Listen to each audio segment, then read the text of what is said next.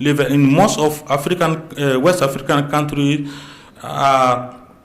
in terms of governance, what we call decentralization. So it means that they give more responsibility, more power to mayor and other collective staff. So sometimes really we leave the city alone, and the cities actors have to do what they can to make the city sustainable. And in terms of mitigation, it's really for sustainable cities try to control, try to give more credit to the carbon footprint, which is one of the sustainability principles. So we have here for West Africa how cities or how countries are emitting the greenhouse gases. And most of that come from energy use. So, and West Africa is about roughly 2% of accounting for the global house gases emission. And we have to ensure that our infrastructure will build and we use today and will use tomorrow is low emission and resource efficient. It means that we'll use less energy and will release less waste. And we have to promote future proofing. It means that cities, cleaner cities, greener cities. For that, we have to create and invest in public transportation and non-motorized transport infrastructure that will both benefit for air pollution and for mitigation, climate change mitigation. We also have to keep in mind that creating framework toward zero emission, efficient and resilient building and construction sector will help to reduce energy demand. We have example of solar panel, solar energy. Unfortunately, in Africa, solar energy or wind energy provide only 1% of the energy demand. So we still have a long road to follow. And the huge energy come from thermal fossil. So it's about 80% of our energy come from fuel with carbon. Next, also for future proofing, we have to invest in park and green spaces in urban area. As you see this figure, we have the higher temperature registered at the city center, and everywhere you have a green space, you can notice that the temperature is lower. So it's really important to have such design in cities to help citizens to improve air quality, and also it may help to face heat waves. And also to invest in natural or efficient water treatment that will avoid water pollution. And we know that some disease, vector-borne disease and even water-borne disease are connected to water treatment matters. And I try to short a little bit which target of the SDG 11 can be connected to mitigation, so that earlier career researchers can look at these indicators to better assess the accessibility of West African cities. It's the target 11.2, the target 11.4, and target 11.7. 11.2 is to provide universal access for all to safe, affordable, accessible, and sustainable transport system, improve road safety, notably by expanding public transport, with especially attention to the need of those in vulnerable situations, women, children, and so on. So this is roughly good for West African countries because most of us use buses for transportation. Some still have own car.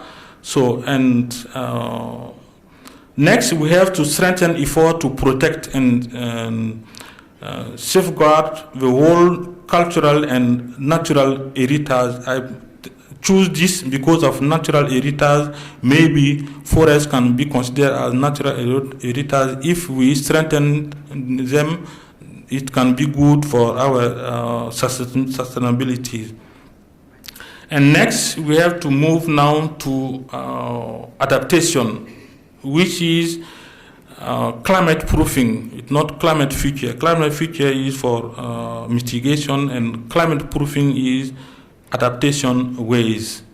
So for that, we have 4 steps to follow, because we cannot blindly talk about adaptation. We have to know exactly what is the impact of the climate on our cities, and if we could identify this impact, we then have to design some adaptation strategies. So we have first to prepare.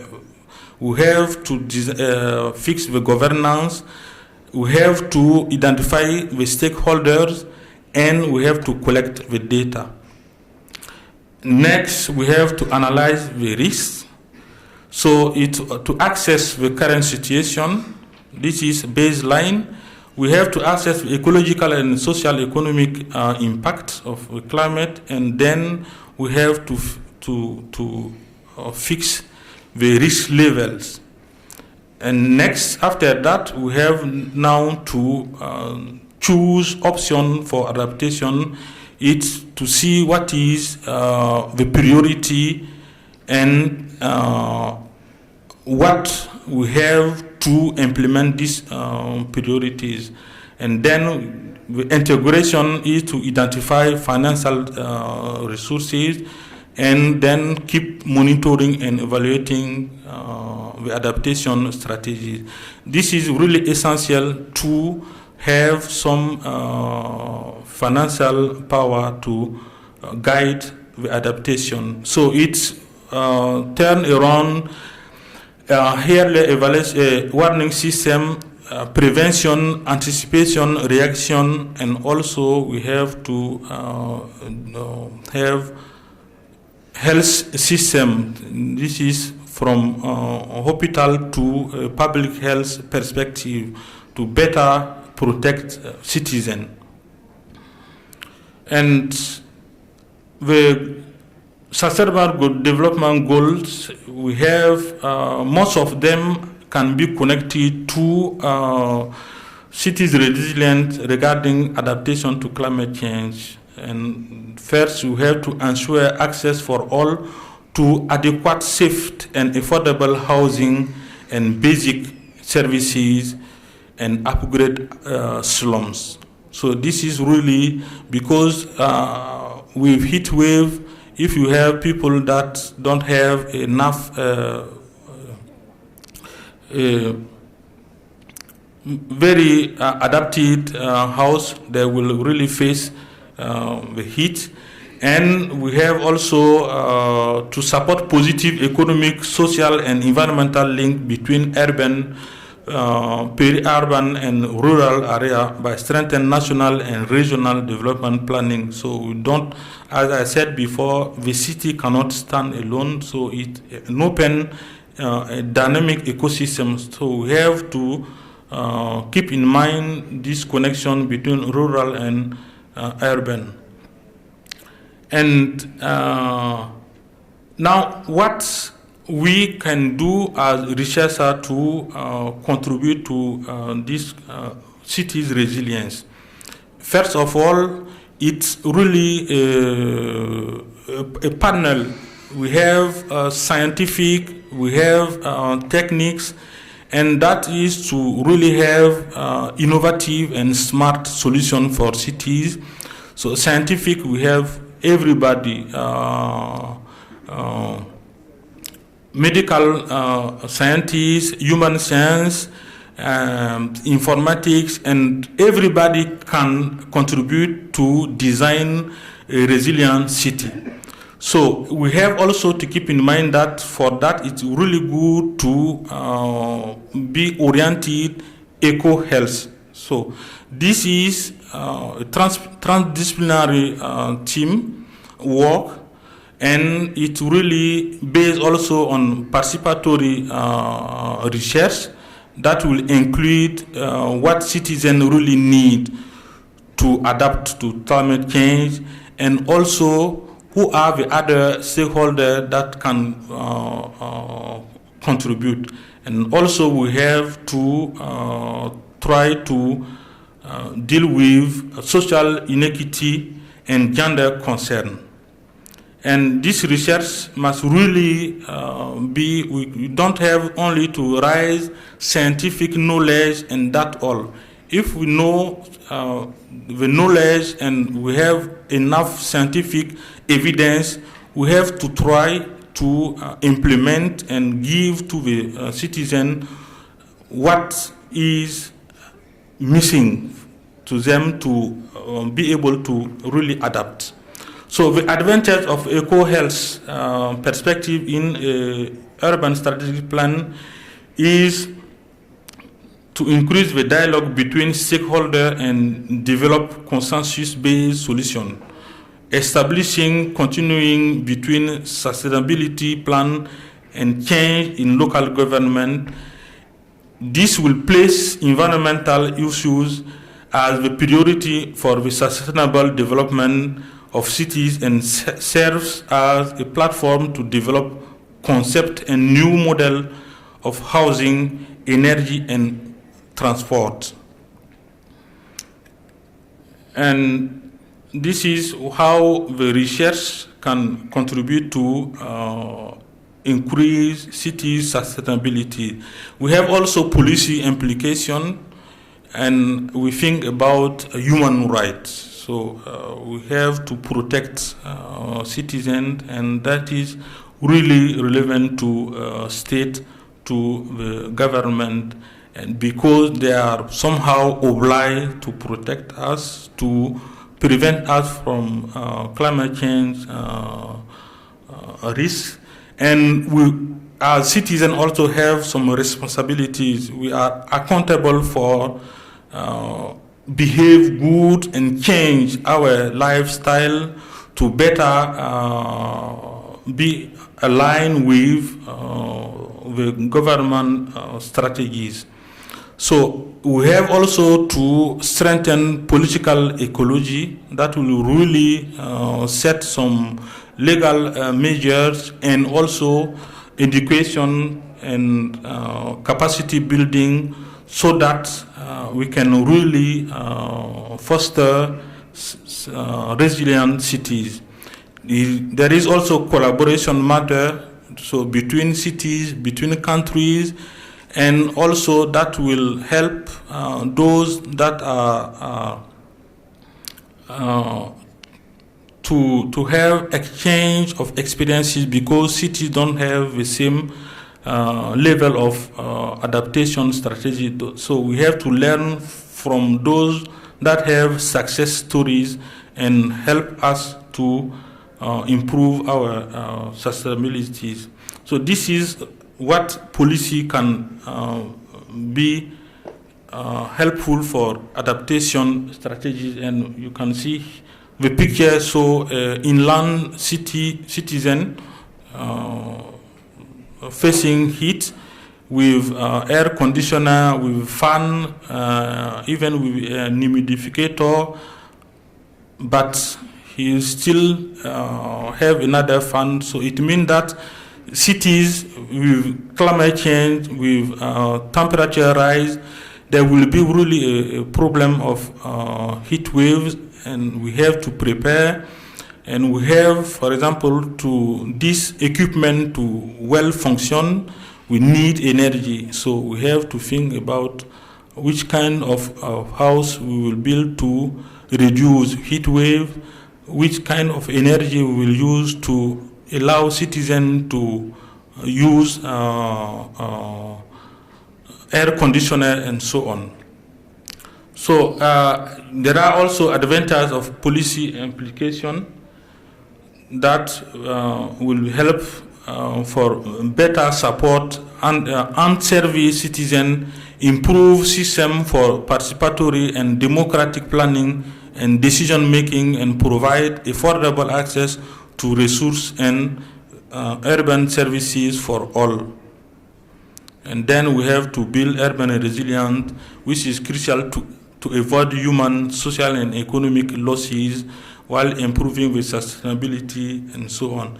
And we can have an idea about the top sustainable cities in the world. 10. You can see that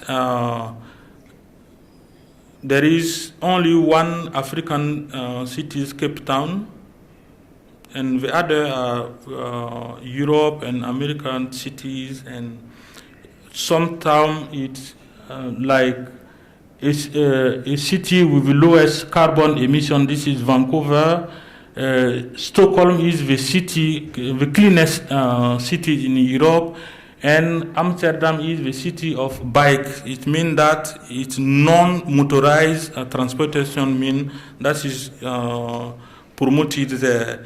And we have for Africa the 15 most resilient, sustainable cities. And in West Africa, we have Accra, which is in Ghana, and Lagos in Nigeria. And Ghana is ranked at the 10th position among the richest countries in Africa, and Lagos is the first richest countries in Africa, according to World Bank. That is connected to vector breeding sites like malaria, like dengue, and other vectors. So we treat these breeding sites with biologic larvicide, that is Bacillus thuringiensis israelensis. Each 10 days we applied it in the breeding site to kill larvae. This is the way to reduce the adult mosquitoes population in our cities. So we could reach about 60% reduction in the population of Anopheles gambiae, which is really the dangerous species in terms of malaria in West Africa, and particularly in Burkina Faso cities. And for this ecological malaria reduction, we have some paper. If you want to have more information, you can get them. And currently, we are implementing climate change and health in Sub-Saharan Africa, which is found by German Research Foundation. And we have 3 partners coming from Africa, from Germany, and from Swiss, and will go from 2020 to 2022.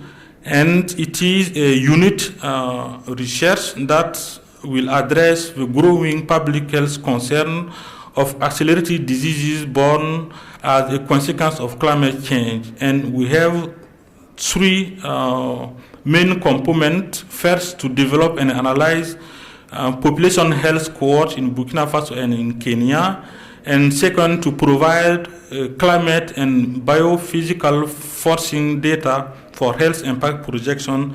And we have 7 sub-projects running from climate change impact on nutrition, water and climate-related impact on crop yield and food production, climate change and heat stress and air impact on health and work capacities.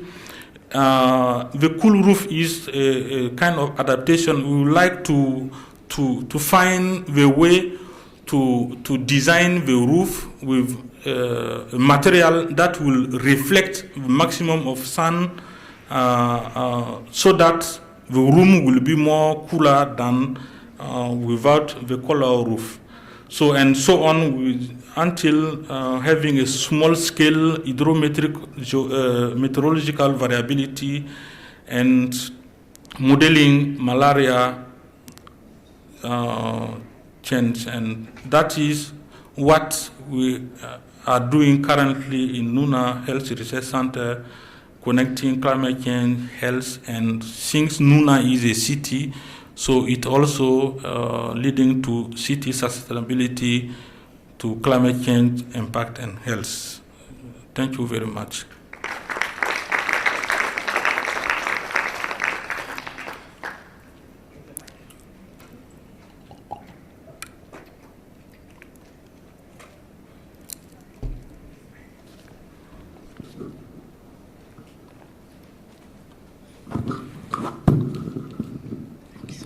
Okay, we have time for one quick question. We're behind, but we can take one question.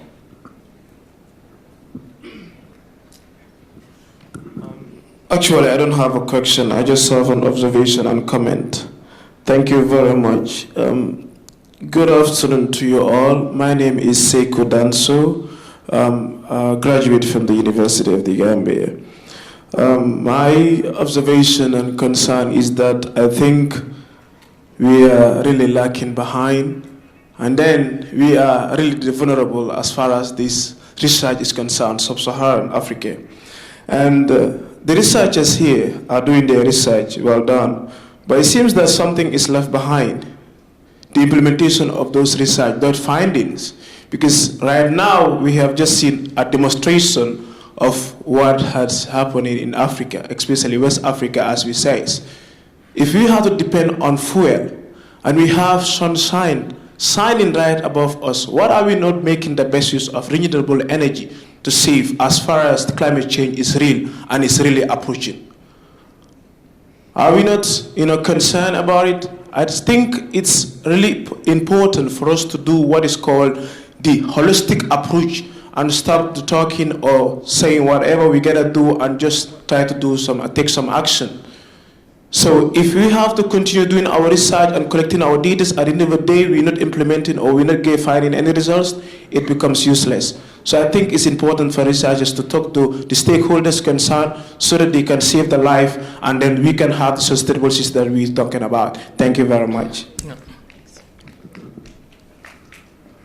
You have a comment? Yeah, thank you very much for your comment. I think it's really scientists or researchers always raise some relevant information, scientific information showing the connection between climate change, health, and so on.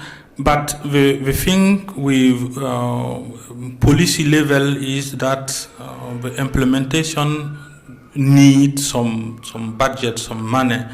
So sometimes, even for example, the solar energy, in the literature you will find that it's more expensive to set solar energy than to be connected to the conventional network like normal energy. So it's sometimes option depend on what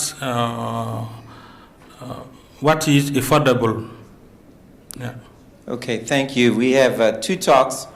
The next talk is by, Lady Asantewa Boma Adameko.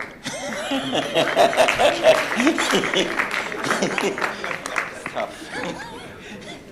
You know how to turn this thing off.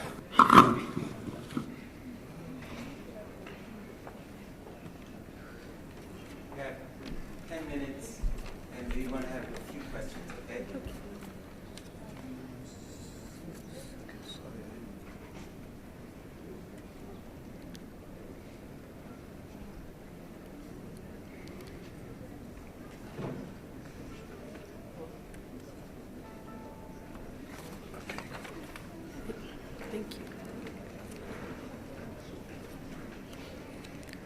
Okay, good afternoon, everyone.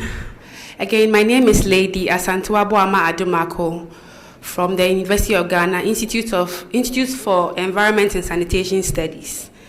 Today, I'll be presenting on antibiotic resistance bacteria in the Onyasia stream, an outfall from a sewage treatment plant in Accra, Ghana.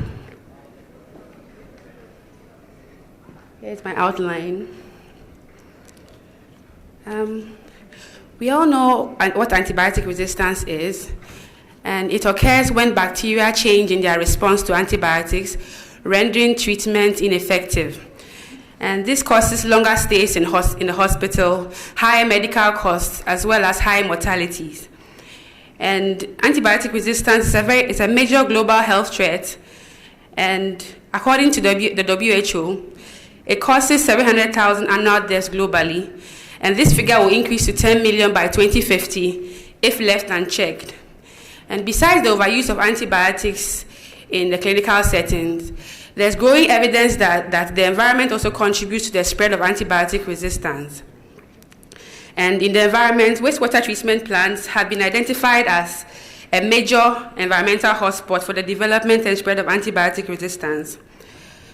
So this is because wastewater treatment plants serve as collection points for antibiotic residues, bacteria, as well as other inorganic and organic compounds.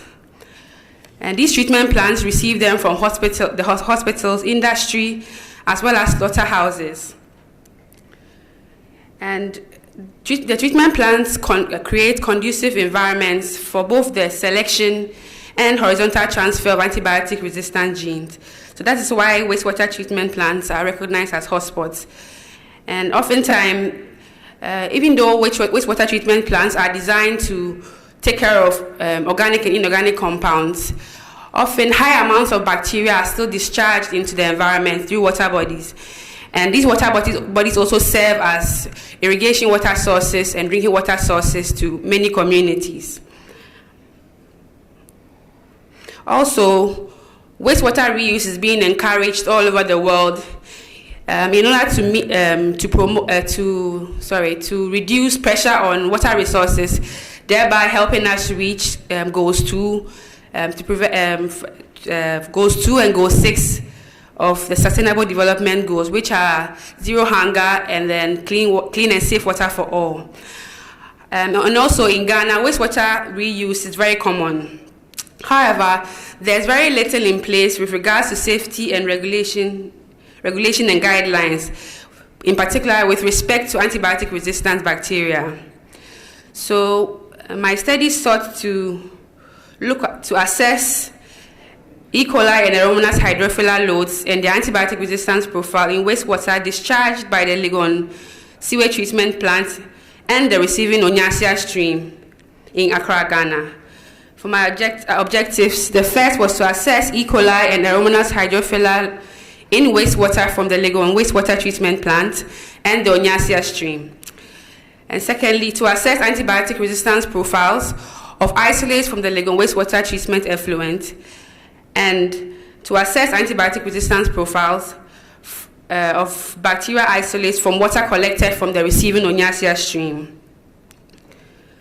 My study was conducted in Accra, Ghana, in Legon. The treatment plant is located on the periphery of the University of Ghana, and it receives waste from a hospital, as well as secondary schools and the University of Ghana as well, all located within 13 kilometers of the plant. And effluent from this treatment plant is discharged directly into the Onyasia stream. And this stream serves as an irrigation water source in Accra. And you find that there are many vegetable farms dotted across the banks of the stream. For my methods, that part is cut out from the slide, sorry about that. For my methods, sample collection analysis was done according to standard methods for examination of wastewater and water. Highlighted in red shows the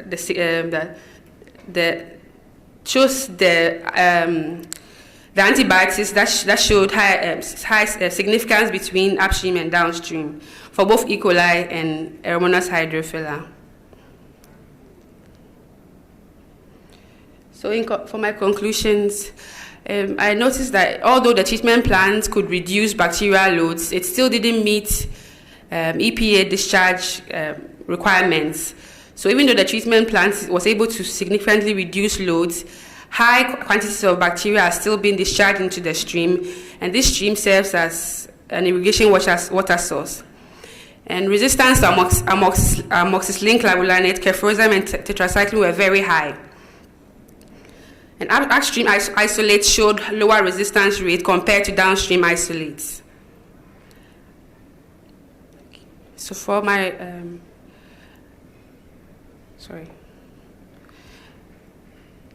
So from the study, the treatment plant potentially contribute to the spread of antibiotic resistant bacteria in the stream.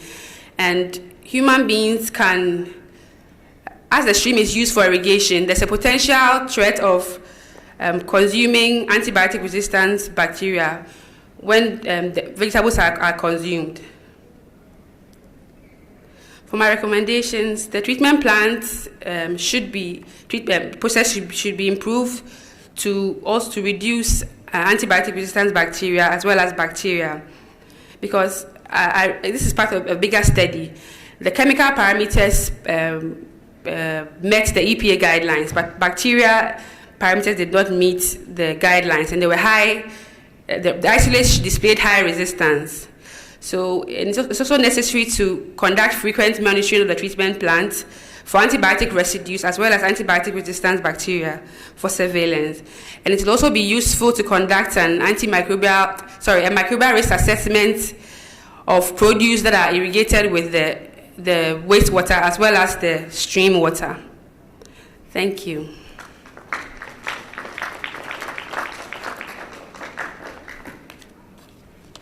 Time for one quick question. Thank you.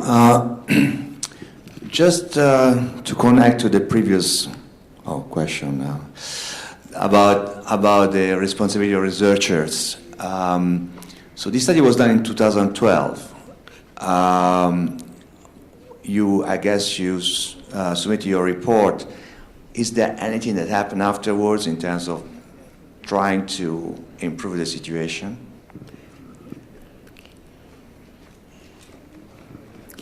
Thank you very much for your question. After the study, I presented the report to the management of the treatment plant. I'm yet to get feedback on them as to what steps they are taking to look at this. Sorry, the study was conducted in 2018. I forgot to mention that. Sorry about that. Okay, thank you very much. We have our last talk. Lanli Wahab. He is going to talk about something very important, health risks amongst informal waste collectors in Ibadan, Nigeria. Thank you.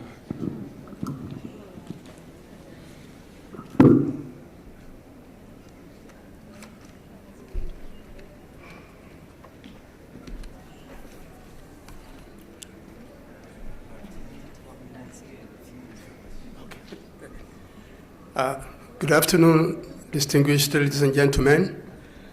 I am Bolanle Wahab from University of Ibadan, and on behalf of my colleague, Dr. Ola, I will be presenting this paper, Health Risks Among the Informal Waste Collectors in Ibadan.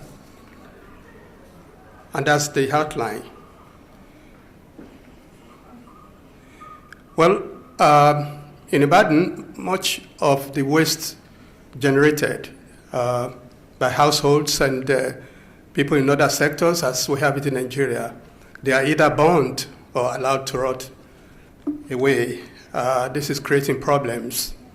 In the city of Ibadan, the mismanagement of waste and indiscriminate dumping is being linked to the incessant flooding in the city. The first recorded flood event was in 1902, and between then and 2016, the city had experienced 17 flood disasters linked to indiscriminate waste dumping and burning. The more reason that we decided to have a look at what's going on in the city. There is the Waste Management Authority, which is the creation of the state government to manage waste in all ramifications, and assisted by the private refuse contractors. Unfortunately, these two have not been able to manage waste efficiently in the city, thereby creating a vacuum, because you have heaps of refuse on the roadsides, in streams and rivers, and in unhealthy places. Therefore, to fill the gap created by the inefficient waste management by these two bodies, we have the informal waste collectors coming in to the picture. In the literature, it's been established that informal waste collection is an economic venture which involves the use of cart, baskets, rudimentary vehicles, and trolleys, and so on, by people, especially the poor people, to move wastes, from point of generation, to disposal point. Now, these IWCs, they have been found to be very efficient in waste management, despite the rudimentary tools which they use. Because of this, they are found almost everywhere in the city of Ibadan, in the marketplaces, in the low income neighborhoods, in schools, in markets, in mechanic villages. They go around to help people pick their wastes and take them to various places to dispose.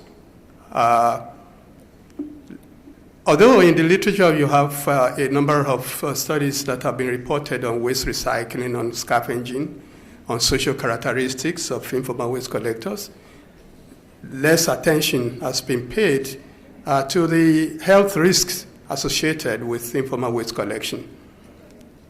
That's why our study was initiated, to look at the occupational risks among this critical sector of waste management in the city of Ibadan. The IWCs, they have been found to be the basis for waste collection services at no cost to a planning authority. Rather, planning authorities and other government agencies have been gaining, like we saw in Bakote yesterday. They contribute positively to public health, urban economy, and climate change mitigation, particularly because they are able to recover both organic waste and non-organic recyclable materials. And so they reduce the burning incidences around, Well, I'll skip all this literature thing, except to say that these people, they face a lot of hazards, psychosocial, environmental, physical, safety, because they are exposed to bacterial, stings, especially scorpion stings. Many of them, with their bare hands, they remove dead woods and so on, which is the home to scorpions. 2006, the quantity of waste generated was about 420,000 tons, which increased to 634,998 tons in 2012. And it's going further and further. These are pictures to show the situation in Ibadan. Burning, and the truck that is seen in the picture there was one of the waste management trucks, rickety trucks owned by a state agency, and that one broke down for about 2 weeks. It remained in that spot, and I thought I could just record it. You have these truck pushers doing their thing, and in one of the pictures there, you see the public waste container into which some of these IWCs dispose of the waste they collect from homes. But then see the height of the bin. You have to climb the ladder to be able to drop your waste into it. So a truck pusher will now have to manually carry his stuff and climb the ladder to be able to drop into the waste bin. And so if some of them don't do that, you probably you don't want to blame them. Burning here and there. Look at the waste dump, the official waste dump. There are 4 of them in Ibadan, and all of them are in that deplorable condition, emitting smoke, thick smokes all the year round, even in the wet season. And of course, in one of the dump sites, you can see a food vending store. So people still sell food there, and people buy and eat with pleasure. They eat and laugh and smile, and drink water in the process. What can they do?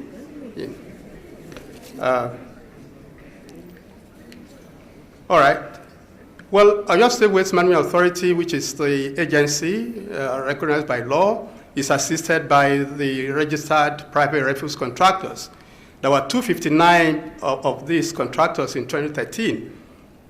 It increased to 400 in 2016. That's progress. But then reduced to 80 in 2018.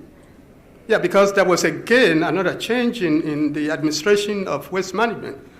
And the state government contracted it to West African Energy to run it. And so because that one was looking for profit, it had to reduce the number of registered waste contractors. So many homes were left without anybody to pick their garbage. And so what would they do?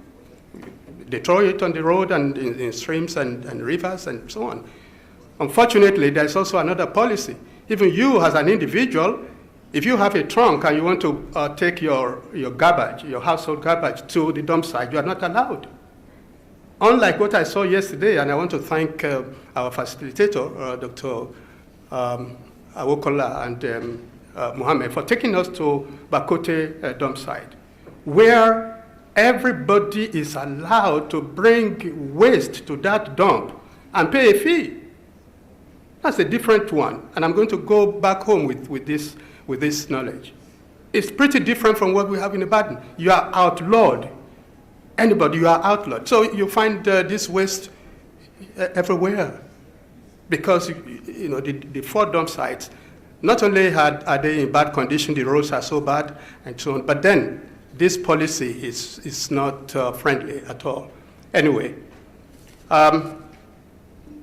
so only 10% of the waste generated was able to be collected in 2012. It increased to 35% in 2015 and 40% in 2017. So we mean that we still have 60% of waste uncollected.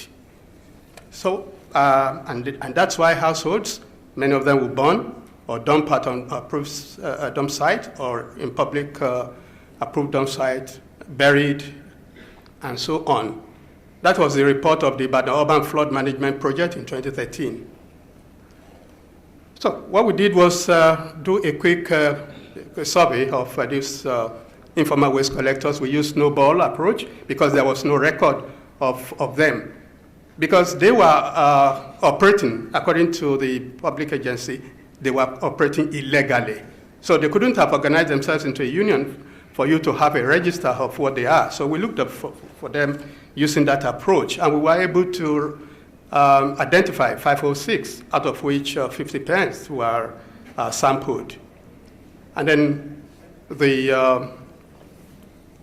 demographic characteristics of the IWCs, is what we have here. We have more males, 76%. And the 24% females restrict their own operation to the market. They are found in marketplaces. And that's not surprising because many of them, after collecting waste and so on, they are still able to engage in some buying and selling. So the men go to other places to do their thing. The age, 20 to 29% are, 20 to 29 years of age are the highest, which is the formidable age group, because waste collection requires energy. You have to be pretty strong to be able to lift these materials and so on. Marital status, the married people, 58%, which means they needed the job to feed their families. monthly income. They are pretty rich. Many of them earn above the national minimum wage, of 18,000 as at the time we did this survey, which is increased to 30,000 naira now. Now, waste collection training, many of them did not have any formal training. You just decide one day to go into it and you look for customers, that's it. If all you need is have a basket or an empty carton or hire a cart and that's it. So no training. But some of them had some training from the informal waste collectors and the State Management Authority. We also have educational status. Largely, many of them, they have secondary and primary education.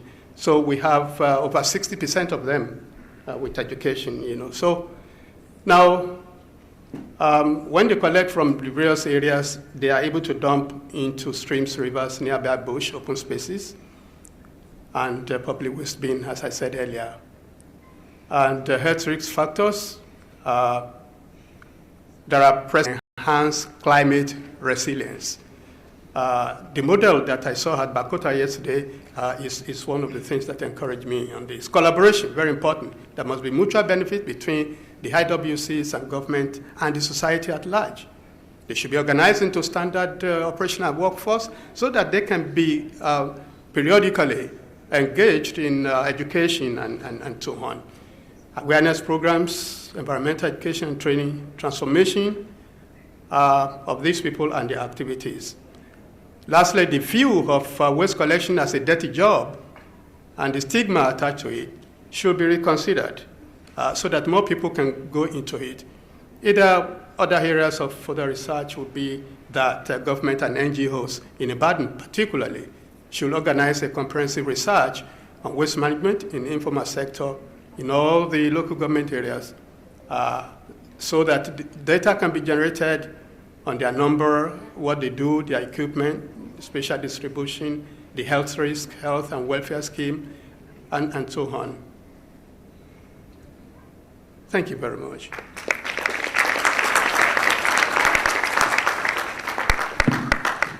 One question. Everybody generates waste in this room.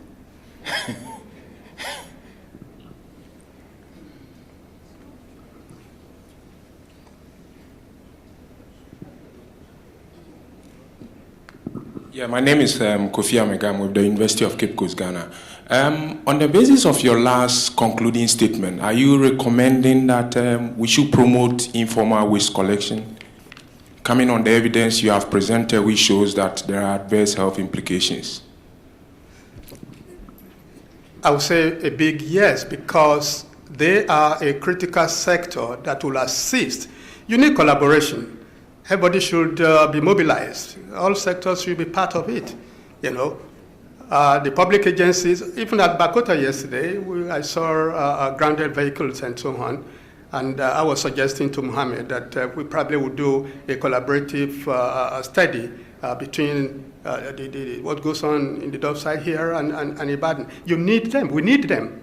They should be integrated as a critical stakeholder because they are able to penetrate all these low-income and inaccessible neighborhoods in the city, at least the city of Baden, which I have studied, and it's the same with so many other cities. The core areas of our city, the traditional areas, where these compactors and so on cannot go into. These people will be able to go into it, and then once you recognize them, tell them where to bring whatever they have collected, and station either a truck that will move it. One other thing is there is no transfer station in Ibadan, no single one. And you can see how large the city is. So they are needed. And it's not what I'm just advocating. In many cities, at least in Africa, including Egypt, they have recognized these people. Waste management in Egypt started with these people, and it advanced. And today, they are better for it. The longer we continue to look at them as criminals or people who should not have any stake in waste management in our city, the more we will continue to encourage health, heal health, and climate change problems. Okay, thank you. The session on sustainable cities, even though there were only a few talks, it is extremely critical because most of us live in cities. And this last topic is super important. In fact, it leads to the next session, which is around air pollution, because these waste sites generate a lot of poor air quality for the people who work there and then the people who live around those areas. So I don't know what happens next. Thanks so much, Greg, and thanks for all this morning. We're going to have the last session. I know we are running out of time, but we have Dr. Nuruddin Mohammed and Professor Timani Kora, EBE. I don't know whether they're here. They are meant to chair the next session. We're going to have a quick one before the lunch break, please. Thank you very much.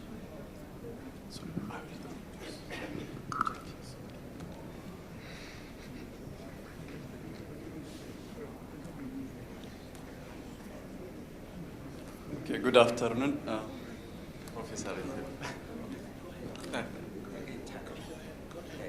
Go ahead, continue. Okay. In the interest of time, I will not argue with Professor. We are delighted to have Professor Jenkins today. He is based at the University of Penn State in the US, and he is the director of Alliance for Education Sciences and Engineering and Development in Africa. And he was also a member of Howard University, where he was a chair at the Department of Physics for about 3 years. And he was also the director of the Physics and Astronomy Department and the program in Atmospheric Sciences at the Howard University. He has been a recipient of the National Science Foundation Career Award and was also selected as a senior fellow at the Fulbright Institute.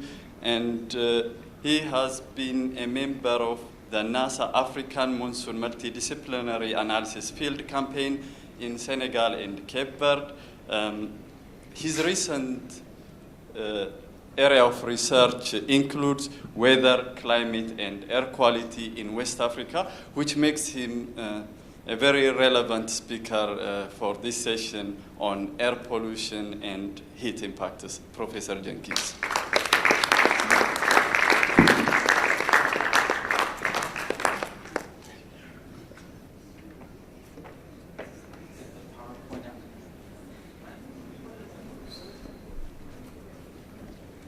Okay.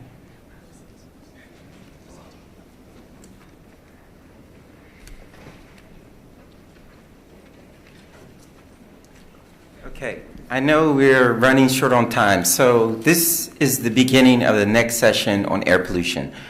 So I'm going to give you kind of an overview of things that we're doing now. And it's, even though you have to eat, this is supposed to be food for thought for the next speakers that come after your lunch. Don't eat too much because you're going to miss something and you might be sleepy. I need you to be fully aware. Yes. So, given the time situation, first of all, I want to say something. To all the young people out there, we need you. So, if you're in a struggle right now, I would say don't give up.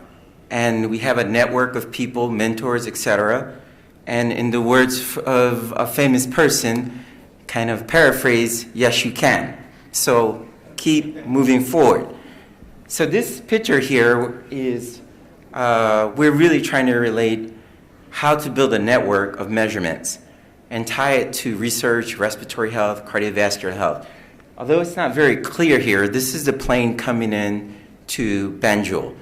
And if you notice, if you look very closely, it is hard to see the city because there's so much dust in the lower part of the atmosphere. And you can see it very clearly when you fly. So when you fly out of here, if you're flying, take a look at the first 2 kilometers of the atmosphere, and then you'll see the skies go blue after that. So, takeaway points before, even if we don't get through this, ambient pollution, air quality, it is both man-made and it's a natural hazard. It's happening at multiple scales, local, national, and regional. Okay, and we don't really have the ability to monitor or to predict at this time in West Africa. So we need to develop a particulate matter network. Africa, this is Senegal, for example, you'll note that there are numerous sources of particulate matter, small particles generated by something, naturally or by humans. These are hard to know what the impact would be on humans because we're not measuring what these values are. All of these are producing some kind of particulates, whether it's this big squall line which produce lots of dust, the car rapids in Dakar which are producing lots of soot, this place where they are burning Pakote, or a big one just outside of Dakar. And we have also seasonal biomass burning, all producing lots of particles, different types of particles, different sizes. So dust is kind of mineral, sharp edges, whereas soot is black carbon, not good for you, it's like you're smoking. This seasonal biomass burning happens on large scales. So this is this year. This is the use of satellites to figure out where the biomass burning is occurring. So we look for thermal images from space. So October is the end of the rainy season in West Africa. But if you look in November, December, January, you will see the number of red spots, which is basically sources of biomass burning increasing. So this is smoke, okay? So this is anthropogenically produced. And it's probably been going on for thousands of years. But when you combine that with more people, large cities, and other sources, they can be problematic. So what I really want to talk to you about is this, dust. Okay? The largest source of dust in the world is in Baudelaire. Okay? It's in Chad. And it's very active this year. And if you live in Ghana, Nigeria, or Abidjan, in Ivory Coast, you're getting lots of this year. It is pulsating every single day, sending out tremendous amounts of dust. You add that on top of biomass burning, and you're going to have poor air quality. So this picture won't be so clear, but if you're flying back to Belgium or across the Sahara, you'll see the source very clearly. Just look out the window, huge, massive amounts of dust across the desert. Now, does it really matter? Yes. Because this is Harmattan season, and during the Harmattan season, the dust is located near the ground. So we're all breathing it in, whether you know over the last couple of days, when I have a lot of dust, I get a headache more than anything else. But I know when it's around. If you're asthmatic, you're going to have trouble breathing. If you're COPD, you're going to feel shortness of breath. So during this time of year, dust is near the ground. In the summertime, monsoon season, it's above us, maybe 2 to 5 kilometers above us. Now, there are some potential impacts on health, okay? Some of these we know. Some of them we're not really paying attention to, like stroke or heart attack. These are associated with desert dust, okay? But also the basic ones like asthma, bronchitis, acute respiratory infection, meningitis. They all are linked to dust, okay? And I can tell you we have the largest amount of dust in the world in this region. Maybe some would argue, but I would say it is. Recently, this paper by Hef Niels showed that up to 40% of infant mortality is linked to PM 2.5. And this would be desert dust, okay? And you see it's very high across the Sahel and even into the Guinea region. The Guinea region might be biomass burning also. It's estimated that some 780,000 premature deaths are occurring. Most of it's coming from desert dust. I have a colleague, I'm not going to talk about our work, but she's looked at the impacts of dust on lung cells. And believe me, the lung cells they just surround this dust, and eventually the cells die. Just the more coming in a matter of, 72 hours.